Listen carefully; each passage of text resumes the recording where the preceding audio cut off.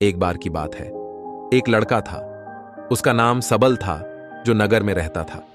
वह अपने जीवन से बहुत निराश था। उनकी निराशा का कारण यह था कि वह अब तक अपने जीवन में कुछ नहीं कर रहा था। उसके माता पिता उसे ताने मारते थे कि आपके सभी मित्र कुछ न कुछ कर रहे हैं, लेकिन आप अभी भी घर बैठे हैं। दोस्तों के बीच भी अक्सर उनका मजाक उड़ाया जाता था।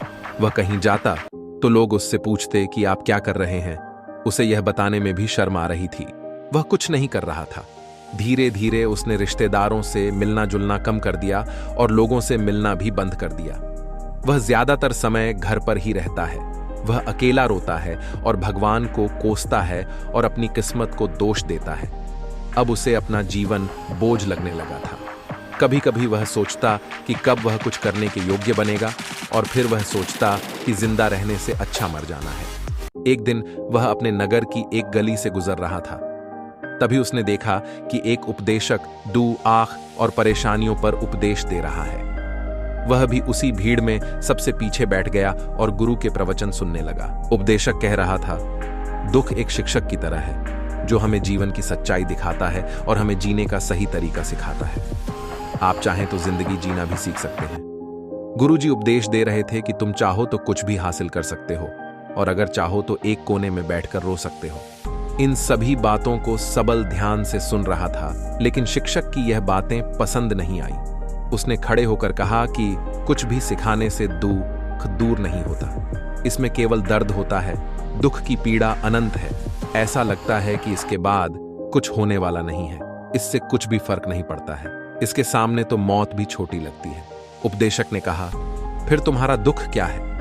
सबल ने उसके सामने अपनी सारी व्यथा सुनाई और पूछा, मेरे दुख का कोई उपाय है तुम्हारे पास? यह सुनकर शिक्षक मुस्कुराए और बोले, तुम उस दिन मेरे पास आओ जब आपके जीवन में वास्तविक दर्द हो। मैं आपकी समस्या का समाधान अवश्य करूंगा। यह कहकर गुरु वहां से चला गया। सबल ने सोचा, कहीं मेरा दुख नकली तो नहीं है?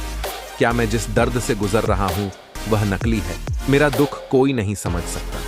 जब माँ बाप नहीं समझते तो गुरु क्या समझेगा?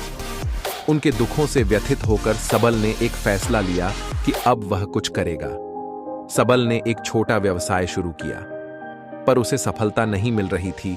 लेकिन उसके घर वाले पूछते हैं कि क्या वह कुछ कोशिश कर रहा है। वह अपने व्यवसाय में लगा रहा और धीरे धीरे उन्हें सफलता मिलने लगी। फिर उसने गति पकड़ी और केवल 3 साल के अंदर ही वह एक बड़ा बिजनेसमैन बन गया।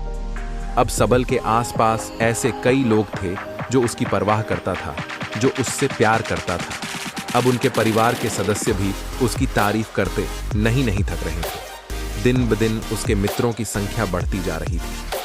अब वह अपनी जिंदगी से बहुत खुश था। उनके कुछ दोस्तों ने उन्हें सलाह दी कि जब आप एक बड़ा बिजनेसमैन बनकर बहुत खुश हैं, तो सोचिए आपको कितनी खुशी होगी अगर आप इस शहर और इस राज्य के सबसे बड़े बिजनेसमैन बन जाते हैं। कितने लोग आपसे जुड़ना चाहेंगे, आपकी कितनी बड़ी ख्याति होगी, और स्वयं राजा भी आपसे दोस्ती करना चाहेंगे और जरूरत पड़ने पर ही आपसे पैसे उधार लेंगे। दोस्तों की यह बात सबल के मन में घर कर गई। अब वह और पैसे कमाने की कोशिश करने लगा, लेकिन उसे यह सब बहुत ही जल्दी चाहिए था। वह समय बर्बाद नहीं करना चाहता था। उनका अधिकांश समय इन चीजों को प्राप्त करने में गलाने लगा।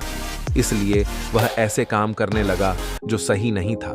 उसने बड़ा उधार लेना शुरू कर दिया। उसके दोस्तों से पैसे की मात्रा और अधिक मुनाफा कमाने के लालच में वह अपने माल में मिलावट करने लगा। उसने अन्य व्यापारियों के खिलाफ भी साजिश रची और उन्हें डराया धमकाया। जैसा उसके दोस्त कहते थे वैसा ही करता था।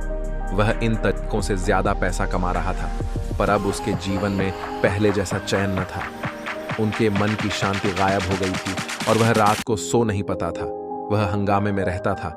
सब कुछ पाकर भी उन्हें किसी चीज में सुख नहीं मिल रहा था।